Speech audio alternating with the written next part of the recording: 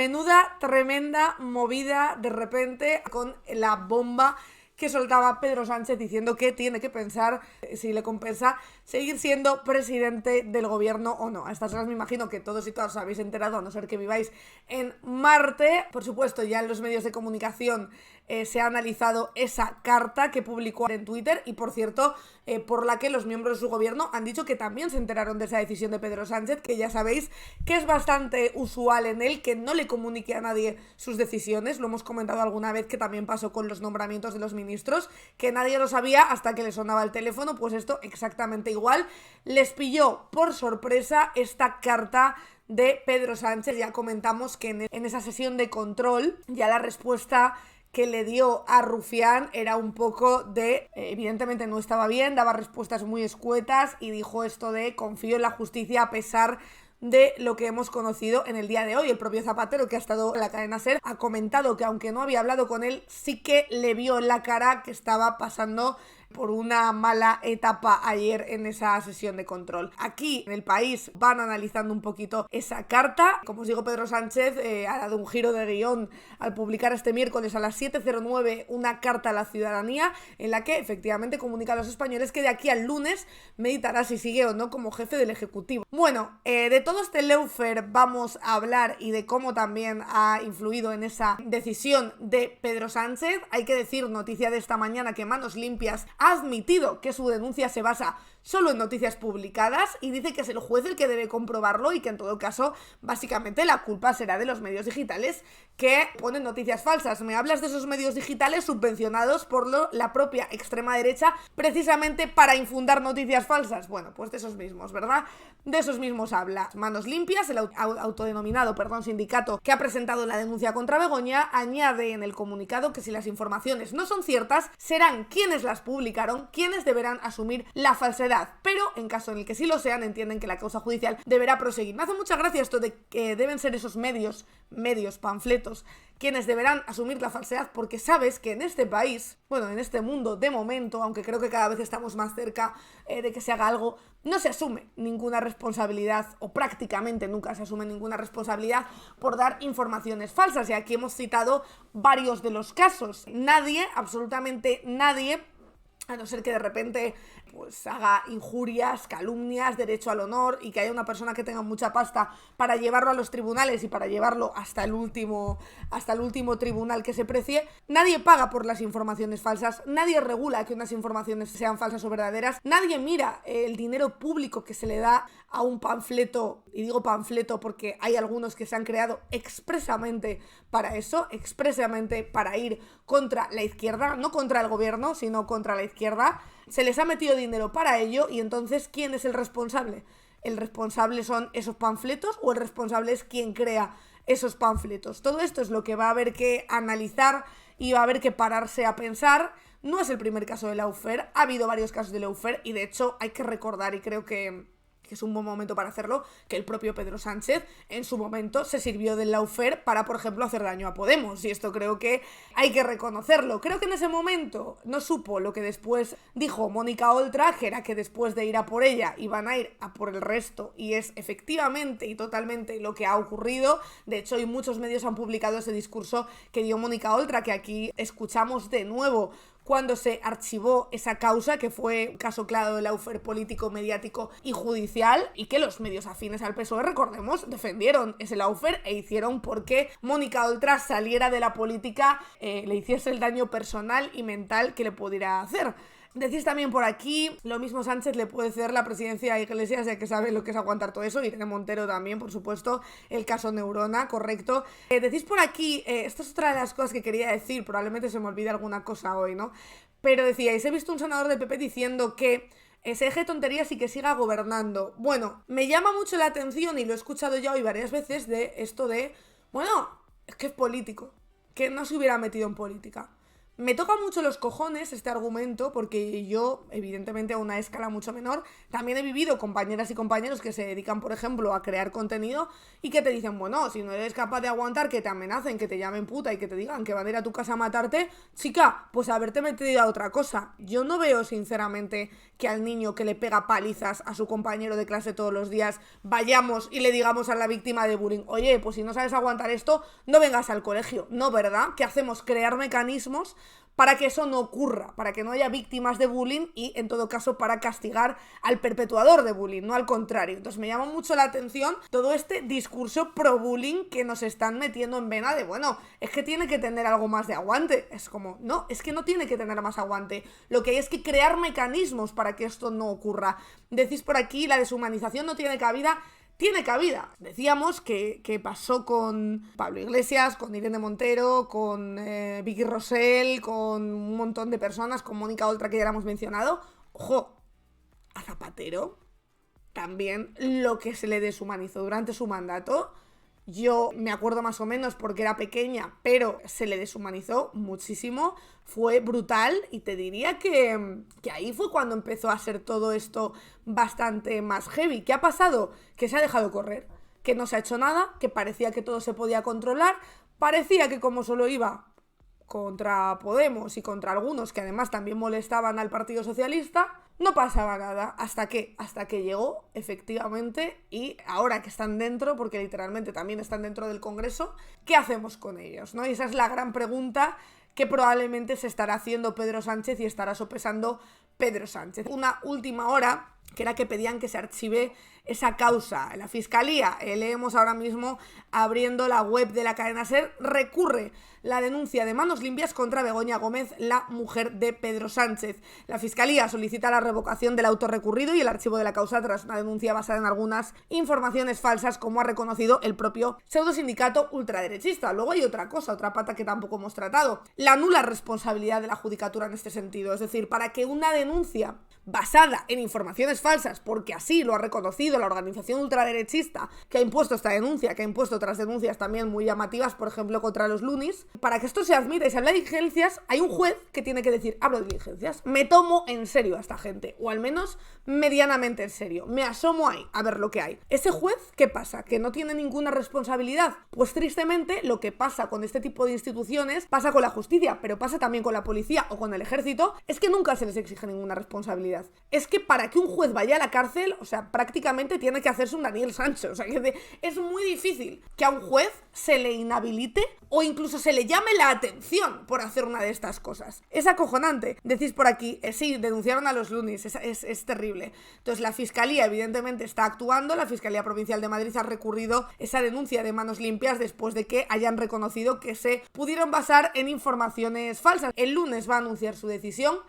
¿Qué va a ocurrir? No lo sabemos, hay mucha gente, por ejemplo Feijóo, dice que no va a dimitir y que todo es un circo y tal. Yo creo que es lo primero que pensamos todos, ¿no? Es como una jugada maestra porque te humanizas delante de la gente, además dices esto, soy un hombre profundamente enamorado de mi mujer, que también ya sabemos que Pedro Sánchez siempre ha explotado mucho esa faceta de hombre, de romántico, de conquistador, etcétera, pero me cuesta mucho pensar, conociendo un poco, sobre todo viendo los movimientos de Pedro Sánchez, que va a hacer lo que todo el mundo creemos que va a hacer, que es básicamente decir que lo ha estado pensando y que va a luchar contra el lawfare, que se va a erigir, ¿no?, como el gran líder de izquierdas, que va a tirar abajo todos estos pseudomedios de comunicación, que va a llegar hasta el fondo contra los bulos y contra la desinformación. Pero me parece raro que eso que todos y todas pensamos sea lo mismo que va a hacer. De hecho, para que veamos, ¿no?, cómo funciona y cómo funcionan esta gente, cómo funciona esa máquina del fango de la que hablaba Pedro Sánchez, hoy hemos tenido un ejemplo muy claro en Televisión Española cuando iba Esther Muñoz a ser entrevistada, que es una de las vicesecretarias del Partido Popular, que ayer le dedicó unas palabras muy duras a Pedro Sánchez hablando precisamente de presuntos, bueno, es que ni presuntos, porque luego lees las noticias y no hay ninguna consistencia de ningún tipo, de esos bulos esparcidos por estos pseudomedios de comunicación. Y fijaos cómo responde Silvia Inchaurrondo y cómo responde también esta vicesecretaria del Partido Popular, que básicamente no sabe pues dónde meterse. Que ayer acusó desde el Congreso de los Diputados, en sede parlamentaria, al suegro y al hermano del presidente del Gobierno. Y nos gustaría saber con qué pruebas lo ha hecho, ha lanzado esa acusación, y cuándo van a presentar ustedes la denuncia. Yo ayer no acusé absolutamente a nadie de nada y desde luego de ningún delito, y por tanto no hay ninguna denuncia que presentar. Es que yo no he acusado absolutamente de nada a nadie. Yo he dicho cosas que están publicadas en los medios. Señora Muñoz, le voy a recordar lo que usted misma dijo. ¿En qué medios? En los medios que vosotros mismos financiáis precisamente para que esparzan toda esa mierda y vosotros luego poder tener de qué hablar en las sesiones de Señora control. Muñoz, le voy a recordar lo que usted misma dijo ayer en sede parlamentaria. Es una declaración literal. A su suegro, que se enriquece con esas saunas que todos conocemos, a su padre, que se enriquece con fondos de Next Generation, a su hermano, que se muda a Portugal para no pagar impuestos, y escándalos en torno a su mujer. Pruebas sobre estas informaciones o acusaciones que usted lanzó en sede parlamentaria es lo que yo le pedía. Pruebas o al menos que recurran Señora Inchaurrondo, a la justicia. no son acusaciones. Si ustedes... No son acusaciones.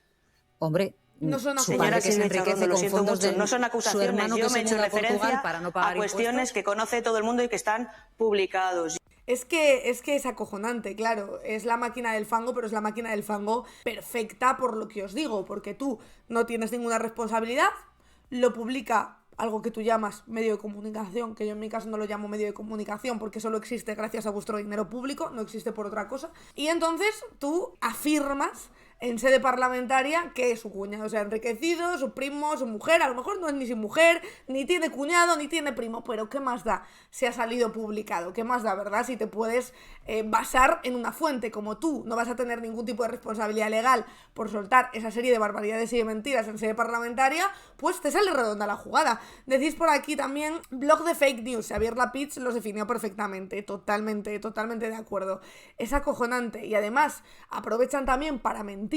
Y aunque luego, como con el caso de Mónica Oltra, se archiven todas las causas y se vea lo que era, ya la imagen de Mónica Oltra está dañada de por vida. Digo de Mónica Oltra por tener el ejemplo más reciente, ¿no? Pero tantas personas que han pasado por ahí. De hecho, hoy han ido y ayer desfilando durante las últimas horas diferentes políticos por los medios de comunicación. Bastante interesante lo que ha dicho Zapatero, que ha sido bastante emotivo, hablando de ese acoso a la familia de Pedro Sánchez y también de cómo se puede sentir ahora mismo Pedro Sánchez y de cómo se sintió él también durante su mandato, porque lo hemos dicho aquí antes, pero a Zapatero se le deshumanizó muchísimo también durante el que fue su gobierno. Precisamente a Pedro Sánchez todo el mundo le ha criticado por ser impenetrable a los sentimientos, digamos, ¿no? Ahora que ha llegado un momento que el ángulo, pues es el ángulo más, yo lo entiendo muy bien, el ángulo de su mujer, de su familia más íntima. Eso, ¿por qué? Porque permítame que haga esta confesión, uno se siente responsable toda la vida por su dedicación a la tarea política de los malos momentos que ha podido vivir su familia. Se siente responsable. Y esa es la contradicción peor que uno tiene, personal. Porque no hay nada, por lo menos en mi caso, y parece que en el de Pedro también, nada en tu vida como el amor a tu pareja. No hay nada. Eso se sobrepone incluso a tu ideología. Decía también Zapatero, por cierto, en la cadena SER con Àngels Barceló, que todos los presidentes, o por lo menos los que él conocía, y también él mismo, en algún momento habían tenido ese periodo de reflexión, pero no lo habían hecho público. Y ponía también un poco pues, sobre la mesa el cambio que suponía que se abriera así Pedro Sánchez y lo hiciera públicamente. Ojo, que esto también, por supuesto, le beneficia bastante. Yo creo a Pedro Sánchez lo humaniza y lo acerca también a la ciudadanía. Dice también una cosa a Zapatero que es verdad, y Zapatero también defendió, recordemos en su momento, a Irene Montero, que es que esto no se puede consentir porque, como bien dijo Mónica Oltra en su momento, si no, va a ir a más y va a ir a por otra gente. Y acosando y atacando. Ayer a una portavoz del PP sacó el suegro, el hermano. ¿Pero esto qué es? No lo vamos a consentir. No lo vamos a consentir. Esto no es una cuestión de Pedro Sánchez, es una cuestión de una democracia como la que tenemos que tener, y desde luego al Partido Socialista, por supuesto, nos concierne a todos. Y la parte buena dentro del shock que tenemos es que Pedro Sánchez haya hecho su reflexión pública.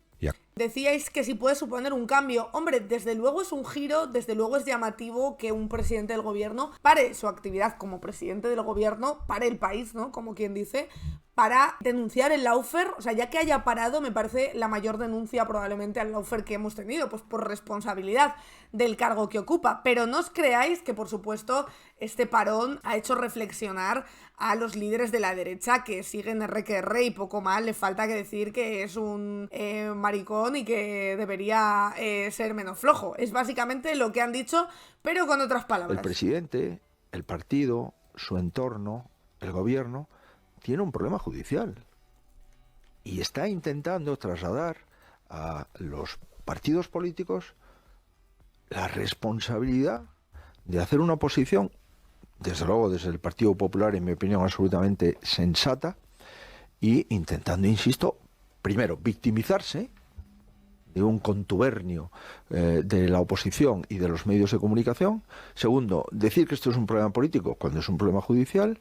Y tercero, polarizar, enfangar todavía más la vida política, y entiendo yo que activar y movilizar a su partido ante las elecciones catalanas y europeas, ¿no? En fin, esto, insisto, no tiene precedentes. Esto es una dejación de funciones sin ningún tipo de precedente previo, y ya estamos en la prensa internacional. Yo nunca he visto esto en mi vida, ¿no? Yo nunca he visto esto en mi vida. Bueno, esta es la impunidad del que sabe que el lawfare, como está empujado por él, nunca va a ir hacia él. O sí, porque os digo una cosa, esto es bastante peligroso, y es que evidentemente si el lawfare no se para, yo no estaría tan segura de que la izquierda entonces no adoptara la misma estrategia y empezara a ir a por líderes de la derecha, por lo cual creo que lo mejor para toda la ciudadanía, y en especial para los que se dedican a la política, porque ¿quién se va a dedicar a la política si sabes que va a ir a por ti una pata mediática, una pata judicial y una pata política? Pues sinceramente, probablemente Peña, o que no tiene nada que perder, que tiene muchísimo por ahí que ganar, o que dice, me da igual esto, yo voy a llevármelo crudo. Con lo cual, si queremos una clase política que se pueda dedicar a la política y que sea pues buena persona, que tenga empatía y que tenga, yo que sé, un mínimo de comprensión, deberíamos todos y todas estar en esto de controlar el lawfare, o de eliminarlo, o de buscar sistemas que puedan ayudar a que esto no vuelva a ocurrir. Decís por aquí también, el sistema se resquebraja si no gobierna el PP. El CGPJ ahí sigue sin renovarse totalmente. Bueno, esa es una de las bazas con las que juega siempre la derecha. Decís también por aquí, ¿sabe que la primera pregunta que se va a hacer a quien se reúna con este es por qué se reúne con compinarcos? Es impresionante, y yo creo que el PP piensa que no le va a afectar, y creo que todo lo contrario. Creo que si no se consigue controlar el lawfare, es cuestión de tiempo que desde la izquierda se haga lo mismo para con la derecha, y esto no nos llevaría a un escenario mejor, por mucho que fuera como una venganza, nos llevaría a un escenario mucho peor, políticamente y socialmente hablando. Decís también por aquí, ¿hay algún caso de lawfare de la derecha? Claro, es que para que el lawfare funcione, que creo que también esto, a veces hablamos mucho de lawfare y no nos detenemos a pensar lo que es el lawfare, pero para que el lawfare funcione tiene que haber tres patas: la pata política, ¿no?, que sí que la podría tener, por ejemplo, la izquierda si quisiera montar un caso de lawfare de la derecha. Tiene que tener la pata judicial, y la pata judicial, ya lo hemos hablado aquí muchas veces, está del lado de la derecha. Nadie ha utilizado a los jueces tanto como la derecha para todas sus causas. Hemos hablado mucho aquí de por qué está tan derechizada la justicia, y tiene que ver con una cuestión prácticamente de clase o de cuna. Hay una cosa muy clara, aparte de que es mucho de familia, ya sabemos de dónde venían las familias de jueces hace años, pero hay una cosa que está muy clara, que es que llega juez quien puede y quien tiene. Tienes que tener dos cosas, evidentemente hay que estudiar una oposición, pero para estudiar una oposición de tantos años tienes que tener dinero, tiempo, y por supuesto que no te urja o que no sea urgente ese dinero en tu casa. ¿Quién puede acceder normalmente a la judicatura? Pues las clases más acomodadas, los que vienen de familias bien, y normalmente suelen ser gente vinculada siempre a la derecha o a la extrema derecha. Y luego la pata mediática. Es verdad que el Partido Socialista puede tener medios afines, pero no posee panfletos como tal, como sí posee en este caso la derecha. O sea, la derecha mediática y la extrema derecha han invertido mucho, tanto en creadores de contenido, que lo hemos hablado aquí mucho, de extrema derecha que difunden bulos sin parar, como en bots y en perfiles falsos en redes sociales para que hagan de altavoz a esos pseudomedios de comunicación, como en panfletos a los que les inyectan dinero público y que no dan una noticia que no sea contra gobierno, es decir, no dan ningún otro tipo de noticia que no sea únicamente orientada para eso, es decir, son medios que han nacido para eso. De esos hay muy pocos, si es que hay alguno, de parte de la izquierda, porque dices, no, evidentemente El País o la cadena SER tiene una línea editorial de izquierdas, sí, tiene una línea editorial de izquierdas, pero no son de Objective, no son ERATV, por supuesto, no son este tipo de panfletos creados únicamente para difundir el ruido y creados a la vez, como os digo, de toda esa red de bots y de perfiles falsos en todo tipo de redes sociales y de creadores de contenido sustentados con su dinero para simplemente dar voz a esos panfletos. Que si os fijáis, los creadores de contenido de extrema derecha, ¿de qué medios leen en sus directos, en sus vídeos, en sus TikToks? De estos medios. Solo leen de esto, solo le dan voz a esto. Y luego, de vez en cuando dicen, ¡ay, era mentira! Bueno, venía en un medio exactamente el mismo argumento que da esa vicesecretaria del Partido Popular y se lavan las manos. Decís por aquí, ya lo dijo un alto cargo de la Falange, la derecha tiene que mentir para poder gobernar. Y luego hay una cosa aquí que también hemos analizado mucho, ¿no? Esto de, ¿por qué cuando gobierna la izquierda se vuelven tan locos, tío? Pues porque no tienen el poder y porque por su clase política y por su clase económica, la derecha siempre ha estado acostumbrada a tener el poder.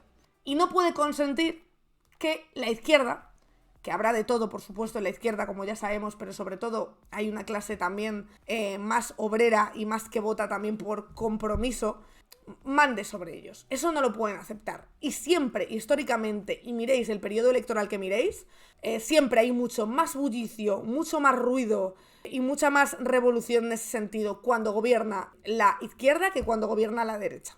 Decís por aquí también, no aceptan porque no les gusta la democracia, eso es así, va en su ADN, no les gusta la democracia, se la comen porque se la tienen que comer, pero ellos quieren mandar porque creen que por clase pueden mandar, creen que por clase social merecen mandar y creen que deben ser ellos los líderes porque sí, porque les viene de familia, de cuna o porque tienen el dinero suficiente. Y eso es muy difícil de revertir y es muy difícil también de calmar el ruido cuando los que tienen dinero son los que no están mandando y tienen que intentar luchar por poder mandar aún así. Yo creo que Pedro Sánchez, como un buen estratega que ha sido siempre, aparte de pensar en su propio bienestar, habrá pensado también en las consecuencias. Había quien decía por ahí, que me pareció interesante, que con este movimiento que hace Pedro gana de cualquiera de las dos maneras. Es decir, si no dimite y dice voy a ir a por el lawfare, voy a ir con todo contra esta gente, sigue engordando esa figura de héroe, esa figura de superviviente, además recaba un montón de apoyos, un montón de gente apoyándole, mostrándole su cariño, etcétera, etcétera, etcétera. Y por otro lado, si se va, evidentemente se va por la puerta grande y se va también como un punto de inflexión a ese lawfare. O sea, es un acontecimiento bastante histórico en cualquiera de los dos sentidos y vaya hacia donde vaya. Hay muchas puertas abiertas, hay muchas opciones y de hecho hoy se recoge también en varios artículos qué puede pasar, ¿no? ¿Qué pasa si dimite, por ejemplo, Pedro Sánchez? ¿Cuáles son las opciones que se abren? Y esto también lo vamos a repasar aquí para también saber qué nos espera después de la rueda de prensa del lunes. La Constitución, dicen en El País, recoge 3 posibles opciones: dimitir, someterse a una cuestión de confianza y salir más reforzado, o convocar elecciones. Lo cuentan aquí Javier Casqueiro y José Manuel Abad. El artículo 101 fija qué ocurre si el presidente renuncia. 1. El gobierno cesa tras la celebración de elecciones generales en los casos de pérdida de confianza parlamentaria previstos en la Constitución o por dimisión o fallecimiento de su presidente. 2. El gobierno cesante continuará en funciones hasta la toma de posesión del nuevo gobierno. Siguiente, la cuestión de confianza. En el artículo 112 se especifica la posibilidad de tramitar una cuestión de confianza a iniciativa del jefe del Ejecutivo. El presidente del Gobierno, previa deliberación del Consejo de Ministros, puede plantear ante el Congreso de los Diputados la cuestión de confianza sobre su programa o sobre una declaración de política general. La confianza se entenderá otorgada cuando vote a favor de la misma la mayoría simple de los diputados. De hecho, hoy ya han salido algunos, por ejemplo, Esquerra Republicana ya ha salido a decir que ellos apoyarían una moción de confianza de Pedro Sánchez. El artículo 114 14 se especifica que si el Congreso niega su confianza al gobierno, este presentará su dimisión al rey, procediéndose a continuación a la designación de presidente del gobierno, siguiendo las pautas que fija el artículo 99. El reglamento del Congreso establece que el debate de una cuestión de confianza sigue las mismas normas que el debate de investidura. La cuestión de confianza se diferencia de una moción de censura porque la primera es una iniciativa del presidente del gobierno y la segunda, que ya lo vimos aquí con Mariano Rajoy, es una iniciativa del Parlamento para forzar la salida de un ejecutivo. A partir de aquí, en el artículo 115 se precisa cuándo se pueden volver a convocar elecciones. En el apartado primero se señala que el presidente del gobierno, previa deliberación del Consejo y bajo su exclusiva responsabilidad, podrá proponer la disolución del Congreso, del Senado o de las Cortes Generales, que será decretada por el rey. El decreto de disolución fijará la fecha de las elecciones. En el punto segundo de ese artículo se especifica que la propuesta de disolución no podrá presentarse cuando esté en trámite una moción de censura y finalmente determina que no procederá a una nueva disolución antes de que transcurra un año desde la anterior, o sea que salvo lo dispuesto en el artículo 99 apartado 5. Pedro Sánchez disolvió las Cortes y convocó elecciones el 29 de mayo de 2023, con lo cual tendría que pasar ese periodo de tiempo hasta que se pudieran convocar esas elecciones, o sea que nos veríamos probablemente muy de nuevo. Creo que hablaban del 21 de julio como primera fecha lógica para convocar esas elecciones, así que todo esto es lo que se está sopesando y lo que se está valorando. Nada más, con esto me voy a ir ya. Chicos, chicas, muchísimas gracias por estar aquí. Nos vemos. Acordaos de seguirnos en redes sociales, de suscribiros al canal de YouTube, que así también nos ayudáis. Un besito, remolaches. Spanish Revolution.